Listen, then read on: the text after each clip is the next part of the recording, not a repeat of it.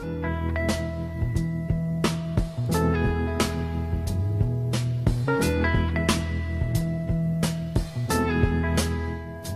guys, welcome to my channel. It's called Now Showing at the Cassell. I'm Cassell, and Now Showing is Korea FAQ number 1. If you guys have any questions about living in Korea, you can go ahead and message me or leave a comment, and I'll try to answer as many questions as I can. Well, KFAQ number 1 is going to be dealing with going to the movies in Korea. There are a few pluses and a few minuses about going to the movies in Korea, and I'd like to just cover that real quick and let you know what it's like, because it is a little bit different than going to the movies in America. Let's start with the pluses, alright? I always get the seat I want when I go to the movies in Korea, and that's because when you purchase a ticket, you can do it online and you pick the seat you want. So when you buy a ticket and you go online and you buy a ticket, it's going to have the seat. So I always get the seat I want. And that kind of means I don't have to show up early for a movie like Iron Man 3, which I just saw yesterday. I didn't have to show up like 45 minutes to wait in line to get a good seat because I purchased my tickets a few days in advance and I already knew exactly where I was going to sit. The second plus is that occasionally Korea, the international movie scene, movies are released before they're released in America. Like Iron Man 3 I saw yesterday. That was April 27th. And I think Iron Man 3 in America is released sometime in May. So I've seen it before you guys see it. So make sure to watch Iron Man 3 past the credits because there's a great scene. Number 3 is I get to bring my own food into the movie theaters in Korea.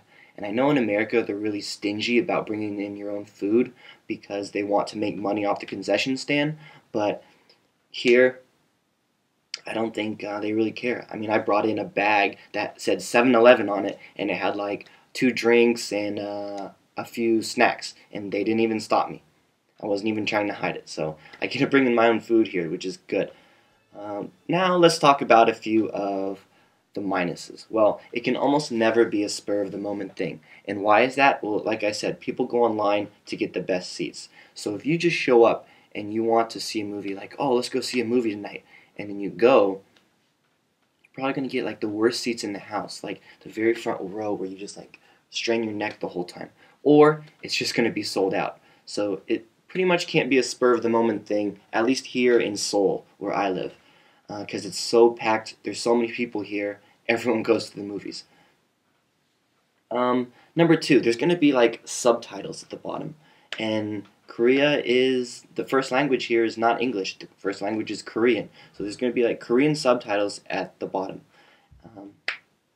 I think if you just watch the movie, after a few minutes you really don't even see those subtitles, but you know, for some people that might be a minus, it's just going to be there the whole movie. You know, after a while, I think you can just don't even see it anymore, really. And number 3, guys, only the bigger movies make it over here. Like when I went to go see Iron Man 3, they advertised Oblivion, they advertised After Earth, and Iron Man 3. And the other movies were Korean films. So you're not going to have those smaller indie movies that you do in America, but you are going to get those major blockbusters where, you know, AAA, $100 million movies. They'll be here.